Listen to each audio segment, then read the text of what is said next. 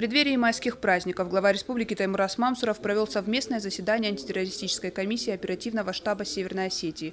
Главная задача – обеспечение безопасности людей. С 30 апреля на усиленный вариант несения службы переходят все подразделения республиканского МВД. Увеличится численность нарядов ППС, к охране общественного порядка привлекут 12 народных дружин.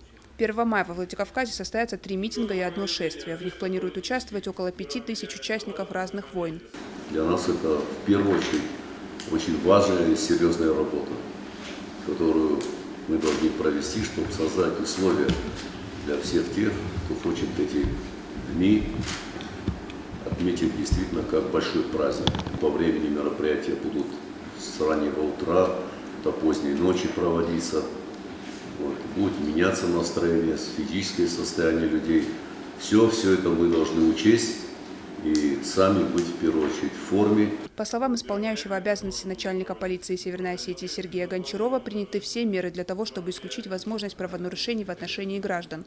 9 мая безопасность будут обеспечивать до 3000 блюстителей порядка. В ходе обсуждения на заседании принято решение о том, чтобы 9 мая объявить санитарным днем на всех рынках Владикавказа.